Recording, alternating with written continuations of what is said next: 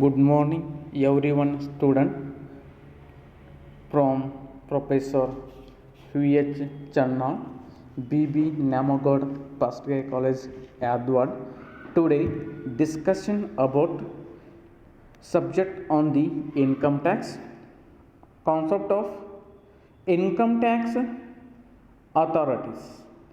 Income tax authorities means the income tax ಅಧಿಕಾರ ಯಾವ ಥರನಾಗಿ ಇರ್ತದೆ ಅದ್ರ ಬಗ್ಗೆ ತಿಳ್ಕೋಬೇಕು. ಹೀಗಿದ್ದಾಗ ಅದು ಅಡ್ಮಿನಿಸ್ಟ್ರೇಟಿವ್ ಅಂದರೆ ಆಡಳಿತ ಅಂದ್ರೆ ಹೇಗೆ ಒಂದು ಕಂಪ್ನಿಯಲ್ಲಿ ಆಡಳಿತ ಮಂಡಳಿ ಇರ್ತದಲ್ಲ ಅದೇ ಥರನಾಗಿ ಕೂಡ ಇನ್ಕಮ್ ಟ್ಯಾಕ್ಸ್ ಆಡಳಿತ ಮಂಡಳಿ ಇರ್ತದೆ. ಅಂದರೆ ಯಾವ ಥರನೇ ಕೆಲಸ. ಫಾರ್ ಎಕ್ಸಾಂಪಲ್ ಒಂದು ಕಂಪ್ನಿಯಲ್ಲಿ ಏನಿರ್ತದೆ ರೀ, top level management, middle level management, low level management. ಯಾವ ಥರನಾಗಿ ಒಂದು ಕಂಪ್ನಿಯಲ್ಲಿ ಆಡಳಿತ ಮಂಡಳಿ ಇರ್ತದಲ್ಲ ಅದೇ ಥರನಾಗಿ ಕೂಡ ಇನ್ಕಮ್ ಟ್ಯಾಕ್ಸ್ ಡಿಪಾರ್ಟ್ಮೆಂಟಲ್ಲಿಂದ ಆಡಳಿತ ಮಂಡಳಿ ಇರ್ತದೆ. ಅದಕ್ಕೆ ಅಡ್ಮಿನಿಸ್ಟ್ರೇಟಿವ್ ಆಫ್ ಇನ್ಕಮ್ ಟ್ಯಾಕ್ಸ್ ಅಂತ ಕರಿತೀವಿ. ಅದೊಂದು ಬೋರ್ಡು ಏನು ರೀ, central board of direct taxes. ಇದೊಂದು ಸಂಸ್ಥೆ. ಏನು ಇನ್ಕಮ್ ಟ್ಯಾಕ್ಸ್ ಆಗಿರ್ಬೋದು, GST ಆಗಿರ್ಬೋದು, ಇದಕ್ಕೆ ಸಂಬಂಧಪಟ್ಟಂತೆ rules and regulations, rate of taxes ಏನಾರ ಬದಲಾವಣೆಯನ್ನು ಮಾಡ್ಕೋಬೇಕಾತಂದ್ರೆ central board of direct tax CBDT ಅಂತ ಕರಿತೀವಿ. ಸೆಂಟ್ರಲ್ ಬೋರ್ಡ್ ಆಫ್ ಡೈರೆಕ್ಟ್ ಇದೊಂದು ಸಂಸ್ಥೆ ಇದ್ದ ಹಾಗೆ. ಈ ಸಂಸ್ಥೆಯಲ್ಲಿ ಈ ಥರ ಏನಂತಾರೆ ಮೆಂಬರ್ಸ್ ಇರ್ತಾರೆ. First one is principal director general of income tax or principal chief commissioner of income tax. ಅಂದರೆ chief commissioner of income tax ಅಂತ ಕರಿತೀವಿ. Chief commissioner of income tax ಇವರನ್ನು ಯಾರು ಆಯ್ಕೆ ಮಾಡ್ತೀವಿ, ಅಪಾಯಿಂಟ್ಮೆಂಟ್ ಯಾರು ಮಾಡ್ತಾರೆ, ಪಾರ್ಲಿಮೆಂಟ್ ಮೆಂಬರ್ಸು ಮತ್ತು ಪಾರ್ಲಿಮೆಂಟ್ ಮೆಂಬರ್ಸು. ನಂತರ ಪಾರ್ಲಿಮೆಂಟ್ ಮೆಂಬರ್ಸು, ಫೈನಾನ್ಸ್ ಮಿನಿಸ್ಟರ್ಸು ಅಂದರೆ ಆಡಳಿತ ಮಂಡಳಿ ಮಿನಿಸ್ಟರ್ಸು ಏನು ಮಾಡ್ತಾರೆ, chief commissioner of income tax ಇವನನ್ನು ಆಯ್ಕೆ ಮಾಡ್ತಾರೆ. ಇದು head post of the income tax. Next second one is director general of income tax, chief commissioner of income tax. ಇವ್ರನ್ನೂ ಕೂಡ ಯಾರು ಅಪಾಯಿಂಟ್ಮೆಂಟ್ ಮಾಡ್ತಾರೆ, ಆಡಳಿತ ಮಂಡಳಿ ಅಂದರೆ ಪಾರ್ಲಿಮೆಂಟ್ ಮೆಂಬರ್ಸ್ ಮತ್ತು finance ministers. Present finance ministers and present parliament members ಏನು ಮಾಡ್ತಾರೆ, chief commissioner of income tax ಇವನನ್ನು ಆಯ್ಕೆ ಮಾಡ್ತಾರೆ. Next third one is principal director of income tax or principal commissioner of income tax. ಇವ್ರನ್ನೂ ಕೂಡ ಯಾರು ಆಯ್ಕೆ ಮಾಡ್ತಾರೆ, parliament members and finance ministers. ಇವ್ರನ್ನೂ ಕೂಡ ಇವರ ಅಪಾಯಿಂಟ್ಮೆಂಟ್ ಮಾಡ್ತಾರೆ. ಅದಕ್ಕೆ ಇದು central board of direct taxes. ಈ ಒಂದು ಆಡಳಿತ ಮಂಡಳಿಗೆ ಇವ್ರನ್ನೂ ಕೂಡ ಏನು ಮಾಡ್ತಾರೆ, ಪಾರ್ಲಿಮೆಂಟ್ ಮೆಂಬರ್ಸ್ ಆಯ್ಕೆ ಮಾಡ್ತಾರೆ.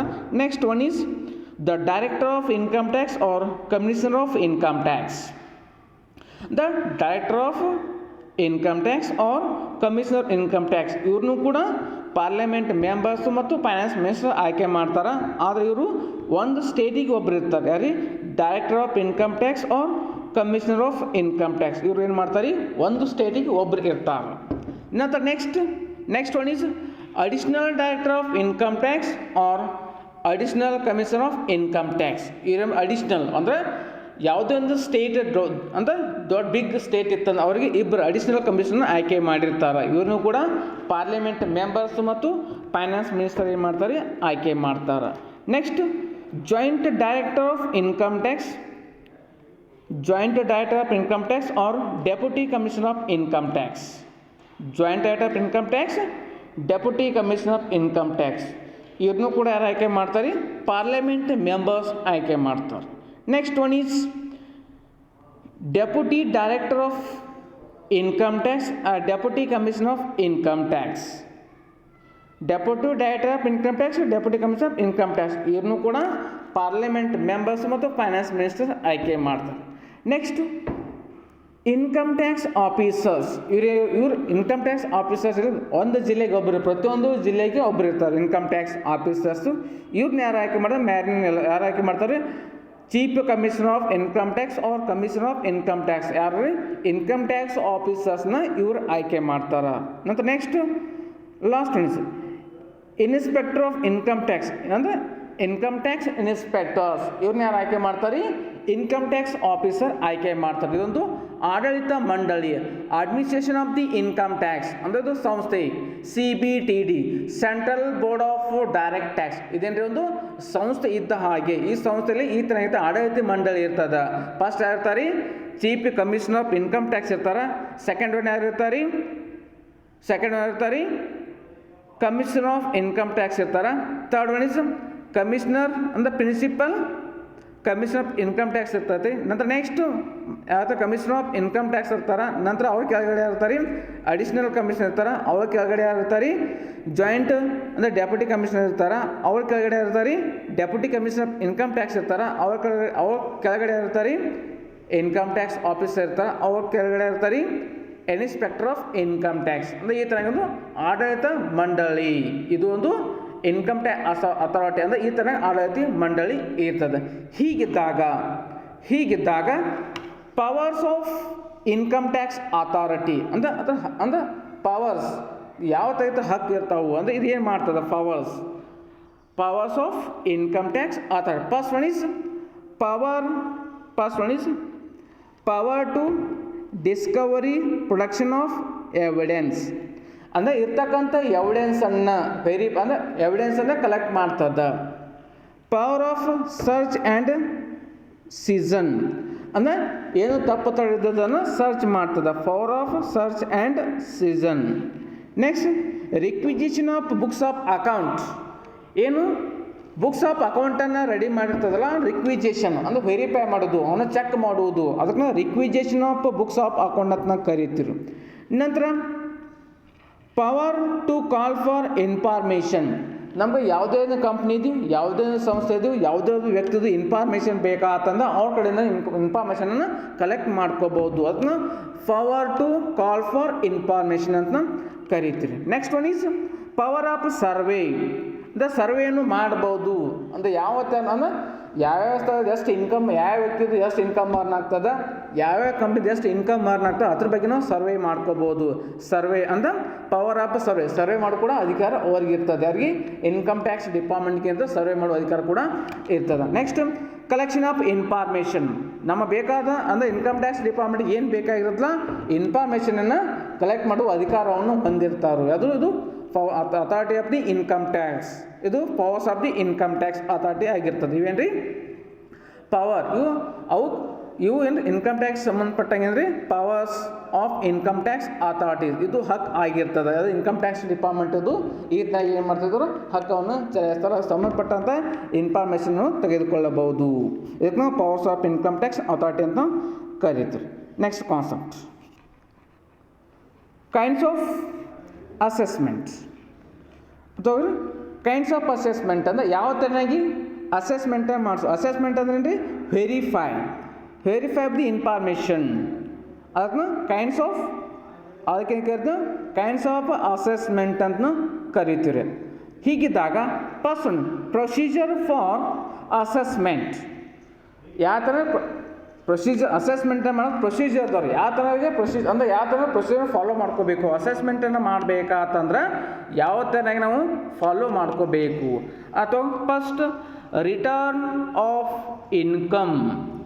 Return of income means return of income is the statement of self assessment in which the assessee furnishes information as to his total income and tax payable.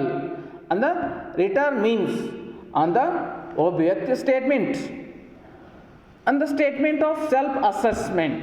and return ಅಂದರೆ ಒಬ್ಬ ವ್ಯಕ್ತಿ ಏನು ಇನ್ಕಮನ್ನು earn ಮಾಡಿರ್ತಾನಲ್ಲ ಅಂತ total ಕೂಡಿಸುವುದು. For example income from salary ಇರ್ಬೋದು, income from house of property ಇರ್ಬೋದು, income from business and profession ಇರ್ಬೋದು, ಇನ್ಕಮ್ ಫ್ರಮ್ ಕ್ಯಾಪಿಟಲ್ ಗೇನ್ ಇರ್ಬೋದು, ಇನ್ಕಮ್ ಫ್ರಮ್ ಅದರ್ ಸೋರ್ಸ್ ಇರ್ಬೋದು. ಇದು ಯಾವಾಗಲೂ ಇಂಡಿವಿಜುವಲ್ ಸಂಬಂಧಪಟ್ಟಂಥ ಟೋಟಲ್ ಇನ್ಕಮನ್ನು ಕೂಡಿಸೋದು. ಅಂದ್ರೆ 12 ಮಂತ್ಸ್ ಏನು ಒಂದು ವರ್ಷದಲ್ಲಿ ಏನು ವ್ಯವಹಾರವನ್ನು ಮಾಡಿರ್ತಾನೋ, ಏನು ಬಿಸ್ನೆಸ್ ಟ್ರಾನ್ಸಾಕ್ಷನ್ ಇರ್ತದಲ್ಲ ಅದನ್ನೆಲ್ಲ ತೆಗೆದುಕೊಂಡು ಇನ್ಫಾರ್ಮೇಷನ್ ಫುಲ್ಫಿಲ್ ಮಾಡ್ಕೋಬೇಕು. ಮಾಡ್ಕೊಂಡ ನಂತರ ಅಸೆಸ್ ಇದೇನು ರೀ ಟೋಟಲ್ ಇನ್ಕಮನ್ನು ಕ್ಯಾಲ್ಕುಲೇಷನ್ ಮಾಡ್ಕೊಂಡು ಟ್ಯಾಕ್ಸೇಬಲ್ ಇನ್ಕಮ್ ಆಗ್ತದ ಅಥವಾ ಎಕ್ಸೆಂಟ್ ಇನ್ಕಮ್ ಆಗ್ತದೆ ನೋಡ್ಕೊಂಡು ನಾವು ಅದ್ರ ಮುಖಾಂತರ ಏನು ಮಾಡ್ಕೋಬೇಕು ರೀ ಟ್ಯಾಕ್ಸ್ ಲಯಬಿಲಿಟಿಯನ್ನು ಕ್ಯಾಲ್ಕುಲೇಷನ್ ಮಾಡ್ಕೊಂಡು ಆ ಇನ್ಫಾರ್ಮೇಷನನ್ನು ಇನ್ಕಮ್ ಟ್ಯಾಕ್ಸ್ಗೆ ಡಿಪಾರ್ಟ್ಮೆಂಟ್ಗೆ ಸಬ್ಮಿಟ್ ಮಾಡ್ಕೋಬೇಕು. ಇದಕ್ಕೆ ನಾವು ಕರಿತೀವಿ ರಿಟರ್ನ್ ಅಂತ ಕರಿತೀವಿ. ರಿಟರ್ನ್ ಮೀನ್ಸ್ ಒಬ್ಬ ವ್ಯಕ್ತಿದು ಒಂದು ವರ್ಷದಲ್ಲಿ ಆದಂಥ ಟೋಟಲ್ ಟ್ರಾನ್ಸಾಕ್ಷನ್ಸ್ ಅದನ್ನ ಸಬ್ಮಿಟ್ ಮಾಡ್ಕೋಬೇಕು. ಅದು ಫಾರ್ಮ್ಯಾಟ್ ಅಥವಾ ಫಾರ್ಮ್ಯಾಟ್ ಪ್ರಕಾರ ಏನು ಮಾಡ್ಕೋಬೇಕು, ಸಬ್ಮಿಟ್ ಮಾಡ್ಕೋಬೇಕು. ಹೀಗಿದ್ದಾಗ ಡಿಫ್ರೆಂಟ್ ಟೈಪ್ಸ್ ಆಫ್ ಫಾರ್ಮ್ ಬರ್ತಾರೆ.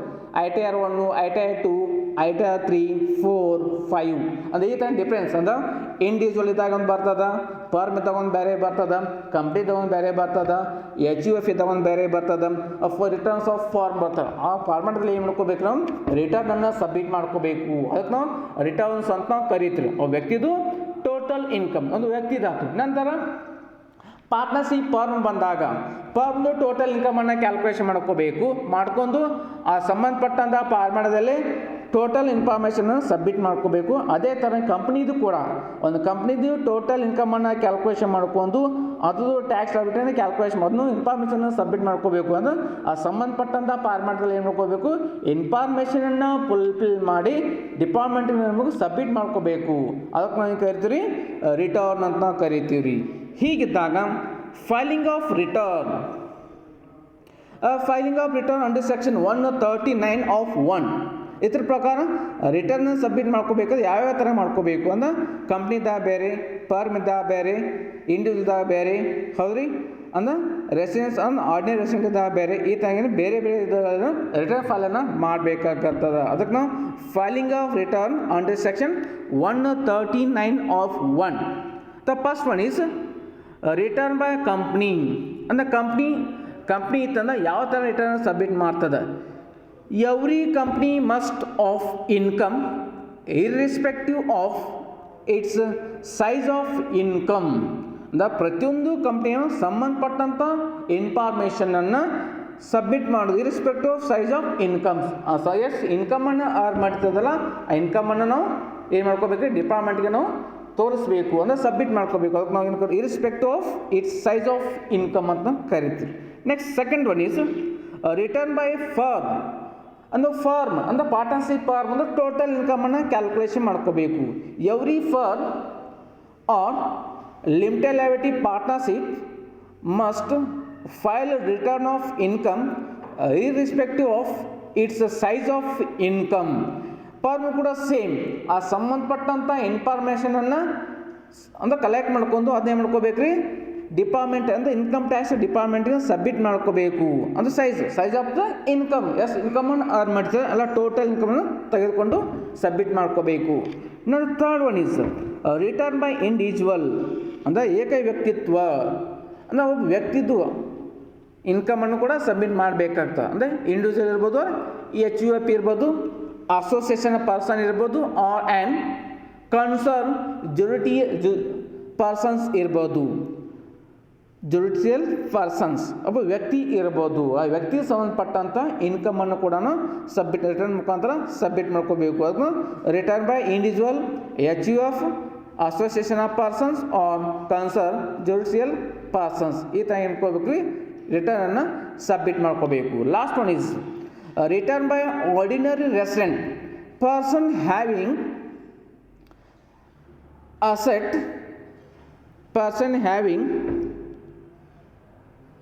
As a set located outside India. ಅಂದರೆ ವ್ಯಕ್ತಿ citizenship is India but live in outside India. ಈ ವ್ಯಕ್ತಿ ಏನು ಕರಿತೀವಿ ಆರ್ಡಿನರಿ ರೆಸಿಡೆಂಟ್ ಅಂತ ಕರಿತೀವಿ. ಆ ವ್ಯಕ್ತಿ ಇಂಡಿಯಾದಲ್ಲಿ ಹುಟ್ಟಿ ಬೆಳೆದು ಆದ್ರೆ ಅವನ ವ್ಯವಹಾರವನ್ನು ಬೇರೆ ದೇಶದಲ್ಲಿ ಮಾಡ್ತಿದ್ದಂದ್ರೆ ಅದಕ್ಕೆ ನಾವು ಔಟ್ಸೈಡ್ ಅಂದ್ರೆ ಅವನಿಗೆ ಆರ್ಡಿನರಿ ರೆಸಿಡೆಂಟ್ ಅಂತ ನಾವು ಕರಿತೀವಿ. Outside India, located outside India. ಹೀಗಿದ್ದಾಗ ಅವನದು ಅಂದರೆ ಪಾರ್ಮೆಂಟ್ ಬೇರೆ ಇರ್ತದೆ. ಅಂದ್ರೆ ಇಂಡಿಯಾದಾಗಿದ್ದು ಇಂಡಿಯಾದ ಬಿಸ್ನೆಸ್ ಮಾತ್ರ ರೆಸಿಡೆಂಟ್ ಅಂತ ನಾವು ಕರಿತೀವಿ. ಇಂಡಿಯಾದಾಗ ಬೆಳೆದು ಬೇರೆ ದೇಶದಲ್ಲಿ ಬಿಸ್ನೆಸ್ ಮಾಡ್ತಿದ್ದಾನೆ ಆರ್ಡಿನರಿ ರೆಸಿಡೆಂಟ್ ಅಂತ ಕರಿತೀವಿ. ಆದ್ರೆ ನಾನ್ ರೆಸಿಡೆಂಟ್ ಅನ್ನ ಯಾವ ಇಂಡಿಯಾಕ್ಕೆ ಯಾವುದೇ ರೀತಿಯ ಸಂಬಂಧ ಇಲ್ಲ, ಇಂಡಿಯಾದಾಗ ಬೆಳೆದಿರಂಗಿಲ್ಲ, ಆದರೆ ಬೇರೆ ದೇಶದಲ್ಲಿ ವ್ಯವಹಾರ ಮಾಡ್ತಿರ್ತಾನೆ ನಾನ್ ರೆಸಿಡೆಂಟ್ ಅಂತ ಕರಿತೀವಿ ರೀ. ಈ ಥರ ಮತ್ತದು ರೆಸಿಡೆನ್ಸ್ ಸ್ಟೇಟಸ್ ಅಭ್ಯಾಸ ಮಾಡೋಣ. ಮತ್ತು next one is due date of filing of return. The last due date ಇರ್ತಾರೆ. ಯಾವ ವ್ಯಕ್ತಿಗಳು ಯಾವ ಡೇಟ್ ಒಳಗಾಗಿ ರಿಟರ್ನ್ ಫೈಲನ್ನು ಮಾಡ್ಕೋಬೇಕು, ಯಾವ ಡೇಟ್ ಒಳಗೆ ಅಡಿಟನ್ನು ಮಾಡಬೇಕು ಅದ್ರ ಬಗ್ಗೆನೂ ತಿಳ್ಕೋಬೇಕು. Due date of filing of returns the assessee for company ಇತ್ತಂದ್ರೆ, ಫಾರ್ ಎ ಕಂಪ್ನಿ ಇತ್ತಂದ್ರೆ ಅದರ ಡ್ಯೂ ಡೇಟ್ ಯಾವಾಗ ರೀ 13th September of assessment year, ಪ್ರತಿ ವರ್ಷ ಸೆಪ್ಟೆಂಬರ್ 30 ಏನು ಮಾಡ್ಕೋಬೇಕು, ಅಡಿಟ್ ಮಾಡ್ಕೋಬೇಕು, ಅದ್ರೊಳಗೆ ರಿಟರ್ನ್ ಫೈಲ್ ಮಾಡ್ಕೋಬೇಕು. ಅಂದ್ರೆ ಆ ಕಂಪ್ನಿ ಸಂಬಂಧಪಟ್ಟಂಥ ಟೋಟಲ್ ಹೋಲ್ಸೇಲ್ ಟ್ರಾನ್ಸಾಕ್ಷನನ್ನು ಇನ್ಕಮ್ ಟ್ಯಾಕ್ಸ್ ಡಿಪಾರ್ಟ್ಮೆಂಟ್ಗೆ ಸಬ್ಮಿಟ್ ಮಾಡ್ಕೋಬೇಕು. ಯಾವ್ರಿ 13th ಸೆಪ್ಟೆಂಬರ್ ಬಿಫೋರ್, ಅಂದ್ರೆ ಪ್ರತಿ ವರ್ಷ ಅಸೆಸ್ಮೆಂಟ್ ಇಯರ್ದು ಸೆಪ್ಟೆಂಬರ್ 30 ಒಳಗಾಗಿ ಪ್ರತಿಯೊಂದು ಕಂಪ್ನಿ ಏನು ಮಾಡ್ಕೋಬೇಕು ರೀ, ರಿಟರ್ನನ್ನು ಸಬ್ಮಿಟ್ ಮಾಡ್ಕೋಬೇಕು. Next one is for all other persons, for all other persons ಅಂದರೆ ಅಂದರೆ ಇಂಡಿವಿಜುವಲ್, ಫಾರ್ ಎಕ್ಸಾಂಪಲ್ ಎಂಪ್ಲಾಯ್ ಇರ್ಬೋದು, ಸ್ಮಾಲ್ ಟ್ರೇಡರ್ ಇರ್ಬೋದು, ಇವರೆಲ್ಲ ಏನು ಮಾಡ್ಕೋಬೇಕು. For all other persons means employee, small traders, small business Mann, ಇವರೆಲ್ಲ ಏನು ರೀ ಅದರ್ ಪರ್ಸನ್ಸ್ ಅಂತ. ಅವ್ರದ್ದು ಲಾಸ್ಟ್ ಡೇಟ್ ಯಾವ ರೀ 31st July of the assessment year, ಪ್ರತಿ 31st ಜುಲೈ ಒಳಗಾಗಿ ಏನು ಮಾಡ್ಕೋಬೇಕು, ರಿಟರ್ನ್ ಫೈಲನ್ನು ಸಬ್ಮಿಟ್ ಮಾಡ್ಕೋಬೇಕು. ಯಾವ್ದು ಫಾರ್ ಆಲ್ ಅದರ್ ಪರ್ಸನ್ಸ್ ಅಂದಾಗ ಯಾರು ಬರ್ತಾರೆ, ಸ್ಯಾಲ್ರಿ ಮ್ಯಾನ್ ಅಂದ್ರೆ ಎಂಪ್ಲಾಯಿಗಳು ಬರ್ತಾರೆ, ಸ್ಮಾಲ್ ಬಿಸ್ನೆಸ್ಗಳು ಬರ್ತಾರೆ, ಹೌದ್ರಿ, ಇದೆಲ್ಲ ಇನ್ಕಮನ್ನು ಸಬ್ಮಿಟ್ ಮಾಡ್ಕೋಬೇಕು 31st ಜುಲೈ ಅಂದ assessment year. Next one is third one is if assessee whether corporate non-corporate has international transactions, the assessing whether corporate or non-corporate has information on the international transactions, ಅಂದ್ರೆ corporate ಇರ್ಬೋದು, ನಾನ್ corporate ಇರ್ಬೋದು, ನಂತರ international transaction, ಬೇರೆ ದೇಶದಲ್ಲಿ business ಸಿಕ್ತಂದ್ರೆ ಆ ವ್ಯಕ್ತಿಗಳು ಏನು ಮಾಡ್ಕೋಬೇಕು ರೀ 13th ನವಂಬರ್, ಪ್ರತಿ ಅಸೆಸ್ಮೆಂಟ್ ಇಯರ್ದು 13th ನವಂಬರ್ ಒಳಗಾಗಿ ಏನು ಮಾಡ್ಕೋಬೇಕು ರೀ ರಿಟರ್ನ್ ಫೈಲನ್ನು ಸಬ್ಮಿಟ್ ಮಾಡಬೇಕು. ಇವೇನು ರೀ due date of filing of returns ಅಂತ ನಾವು ಕರಿತೀವಿ. ಈ ಥರ ಏನು ಮಾಡ್ಕೋಬೇಕು ರೀ ಡ್ಯೂ ಡೇಟ್ ಫೈಲಿಂಗ್ ರಿಟರ್ನನ್ನು ನಾವು ಈ ಥರ ನಾವು ತಿಳಿಸಬೇಕು. Next E filing. The process of electronically filing income tax returns through the internet is known as e-filing return. The e-filing andre enri internet through the process of electronically filing income tax returns through the internet is known as e-filing. ಈ ಥರ ಈ ಫೈಲಿಂಗನ್ನು submit ಮಾಡ್ಕೋಬೇಕು. ಯಾವುದ್ರಿ ಈ filing ಯಾವುದ್ರಿ, ಅದು ಕಂಪ್ನಿದಾಗಿರ್ಬೋದು, firm ಆಗಿರ್ಬೋದು, individual ಆಗಿರ್ಬೋದು, ಅಂದ್ರೆ ಆರ್ಡಿನರಿ ರೆಸಿಡೆಂಟ್ ಆಗಿರ್ಬೋದು. ಇವ್ರದೆಲ್ಲ ರಿಟರ್ನ್ ಏನು ಮಾಡ್ಕೋಬೇಕು ರೀ ಈ ಫೈಲಿಂಗ್ ಮುಖಾಂತರ ಏನು ಮಾಡ್ಕೋಬೇಕು ರೀ ಸಬ್ಮಿಟ್ ಮಾಡ್ಕೋಬೇಕು. ಯಾವುದು ಡ್ಯೂ ಡೇಟ್ ಅಂದ್ರೆ ಕಂಪ್ನಿ ಇತ್ತಂದ್ರೆ 13th ಸೆಪ್ಟೆಂಬರ್ ಸಬ್ಮಿಟ್ ಮಾಡ್ಕೋಬೇಕು. ಸ್ಯಾಲ್ರಿ ಮತ್ತು ಸ್ಮಾಲ್ ಟ್ರೇಡರ್ ಇದ್ರಂದ್ರೆ 31st ಜುಲೈ ಮಾಡ್ಕೋಬೇಕು. ಅಂದರೆ corporate, non corporate and international transaction ಇತ್ತಂದ್ರೆ 13th ನವಂಬರ್ ಒಳಗೆ ಏನು ಮಾಡಬೇಕು ರಿಟರ್ನನ್ನು ಸಬ್ಮಿಟ್ ಮಾಡ್ಕೋಬೇಕು. ಇವೇನು ರೀ due date of income tax. Income tax ರಿಟರ್ನನ್ನು ಸಬ್ಮಿಟ್ ಮಾಡ್ಕೋಬೇಕಾದ್ರೆ ಅದರ ಮುಖಾಂತರ ಈ ಫೈಲ್ ಮುಖಾಂತರ ಮಾಡ್ಕೋಬೇಕು. ಈ ಫೈಲ್ ಮಾಡ್ಕೋಬೇಕಾದ್ರೆ the process of electronically filing income tax returns through the internet is known as e-filing. E-filing ಅಂತ ಕರೀತೀವಿ. Thank you one and all.